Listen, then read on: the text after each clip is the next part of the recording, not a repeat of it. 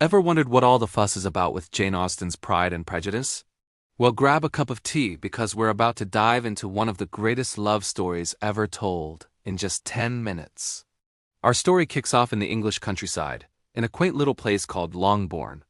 Here we meet the Bennet family. Mr. Bennet is a witty, sarcastic gentleman who just wants to read his books in peace.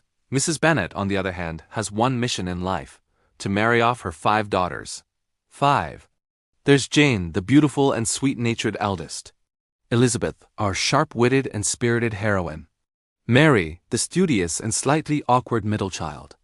And then Kitty and Lydia, the youngest, who are, well, they're a bit silly and boy-crazy.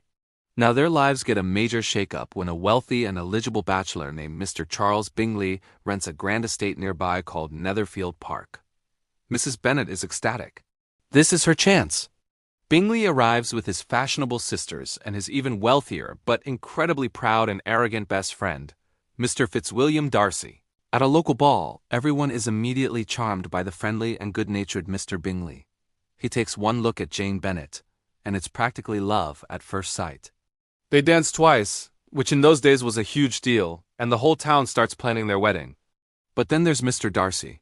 While Bingley is winning hearts, Darcy is offending pretty much everyone.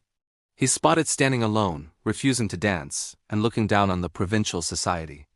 The final straw for Elizabeth is when she overhears him telling Bingley that she is tolerable, but not handsome enough to tempt me. Ouch! Right then and there, Elizabeth decides she despises the proud, insufferable Mr. Darcy. Her pride is wounded, and her prejudice against him is set in stone. As the days go on, Jane and Bingley grow closer. It seems like a perfect match. Meanwhile, Elizabeth keeps bumping into Darcy, and every interaction just seems to confirm her initial impression. He's aloof, critical, and just plain rude. She enjoys sparring with him, trading witty insults, completely unaware that he's slowly but surely becoming fascinated by her intelligence and lively spirit. He's never met anyone like her. Adding to the mix is Mr. Collins, a pompous and ridiculous clergyman who also happens to be the heir to the Bennet estate. He arrives with the intention of marrying one of the Bennet daughters to make amends for inheriting their home. He first sets his sights on Jane, but when he finds out she's likely to be engaged, he pivots to Elizabeth in a heartbeat. He delivers a bumbling, businesslike proposal that is all about his own convenience and the wishes of his patroness, the formidable Lady Catherine de Bourgh. Elizabeth, being the independent woman she is, turns him down flat. It's a hilarious and deeply satisfying moment.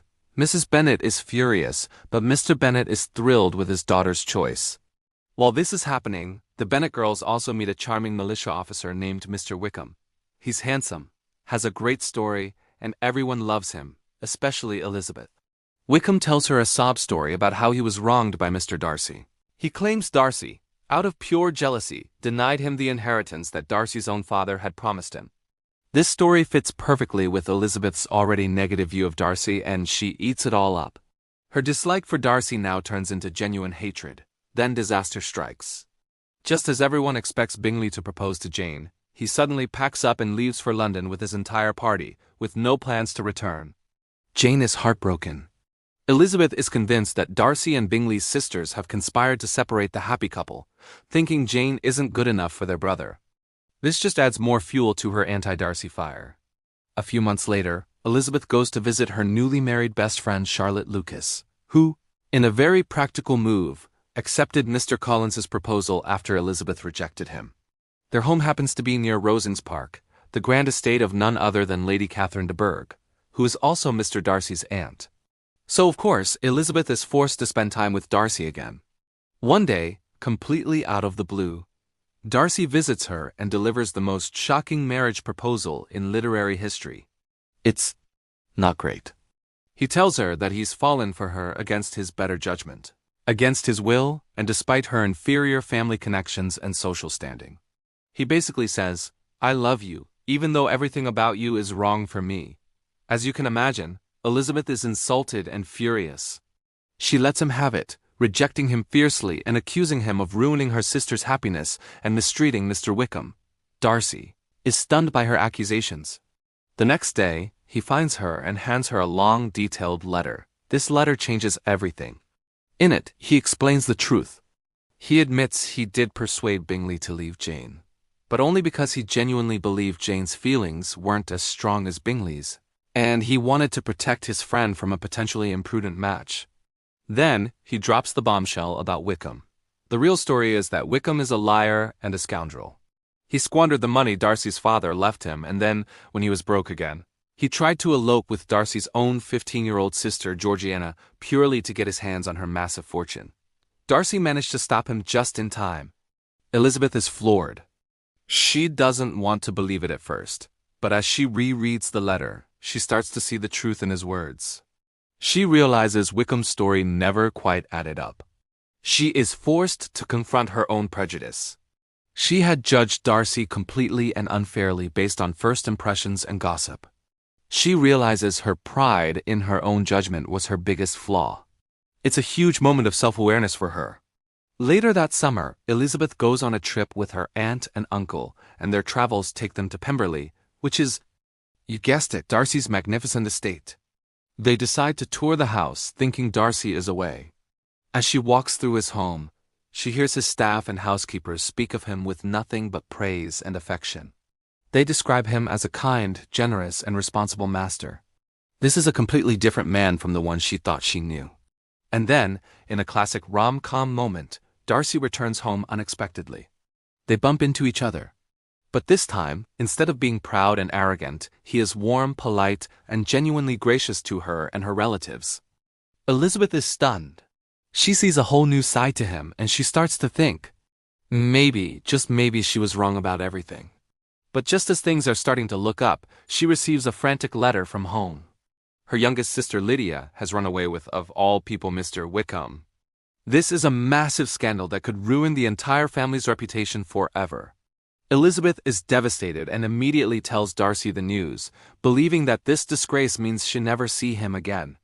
She rushes home to a household in chaos. Days turn into weeks, and there's no word. The family is in despair. Then, a letter arrives saying Lydia and Wickham have been found and will be married, but only if Mr. Bennet pays Wickham a certain sum of money. The family assumes their uncle helped them out, but later, Elizabeth learns the truth. It was Darcy.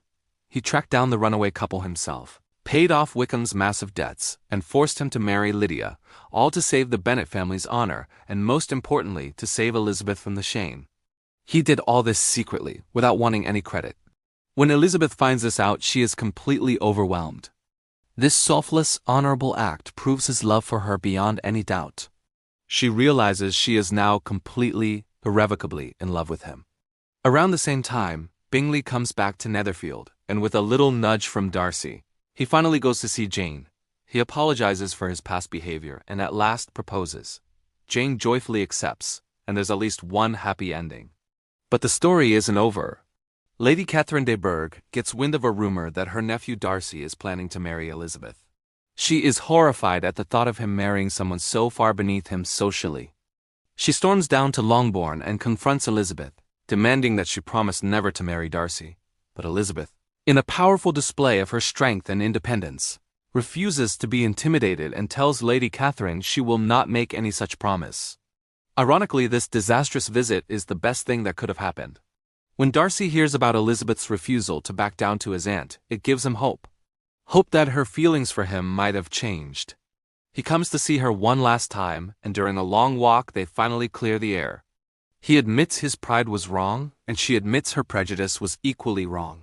He tells her his feelings are the same, and this time, when he proposes, Elizabeth happily and lovingly accepts.